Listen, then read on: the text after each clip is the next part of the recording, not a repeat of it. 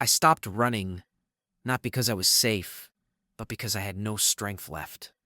My chest was burning, my legs were shaking, every breath felt heavy. The street in front of me wasn't empty. It was full of zombies. They were everywhere.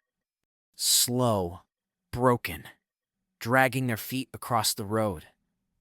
I hid behind a damaged car, trying not to make a single sound. If I moved, they would see me. If I stayed, they would find me anyway.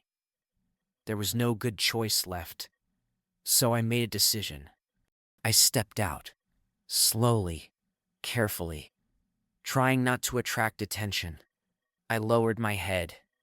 I relaxed my arms, and then I started walking like them. Slow, unbalanced, lifeless. One zombie turned its head toward me. My heart almost stopped. It looked straight at me. For a moment, I thought everything was over. But it didn't attack. It just stared and then turned away. That's when I understood something important. They don't attack what looks like them. At least I thought so. From that moment, I stopped acting like a human. I didn't run. I didn't speak loudly. I didn't react. I just walked like them. Time passed slowly. I don't know how many hours went by. Then suddenly, I heard a voice. "Hey, can you hear me? Are you human?" It was a girl's voice, soft, but full of fear. I didn't answer. She came closer. "I know you're not one of them," she said carefully. I slowly turned toward her. "You'll get yourself killed talking like that," I said quietly.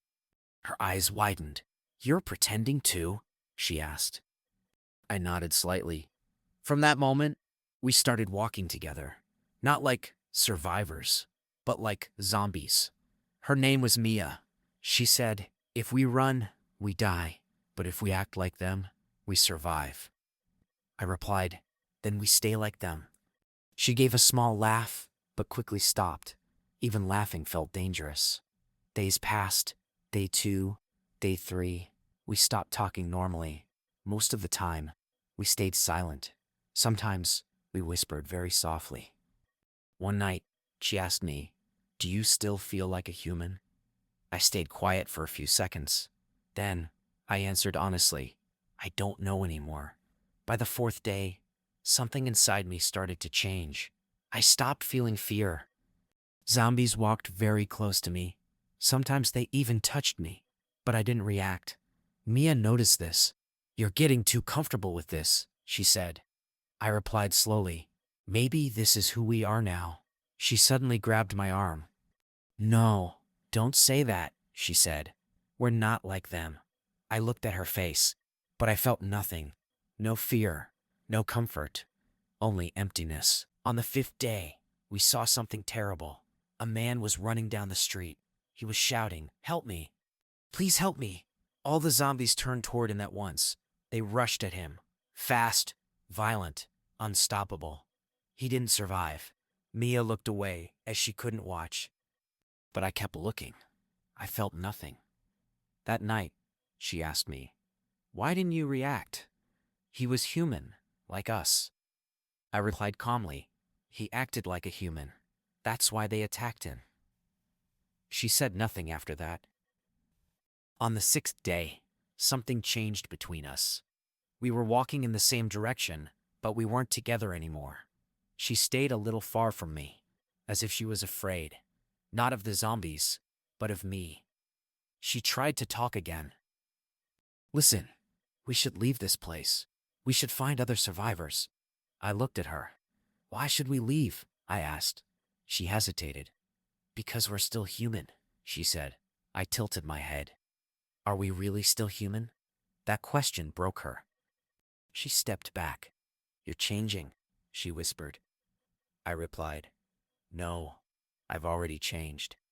On the 7th day, I woke up and looked around. Zombies were everywhere, standing close to me, not moving, not attacking, just standing there, watching me. And surprisingly, Mia was gone. No sign of her. No voice. Nothing. I didn't try to find her. I didn't call her name. I just stood there, like the others. Then something strange happened. I tried to remember her face, her voice, her name. Mia. Mia. But it felt unclear, like a memory fading away. Then suddenly, my body felt strange. My movements became slower, heavier, more like them. I looked at my hands. They were shaking. And then I remembered. The first day, one of them had grabbed me. It scratched me. At that time, nothing happened. I thought I was lucky, but maybe I wasn't. Maybe my body was fighting it. Maybe I had some resistance, something that delayed it, but not anymore. I whispered slowly. I was never pretending. My voice felt weak. I was already infected. Then I heard footsteps. Fast, and it sounded panicked. I looked up. It was Mia. She ran toward me, relieved but tired. I found a way out.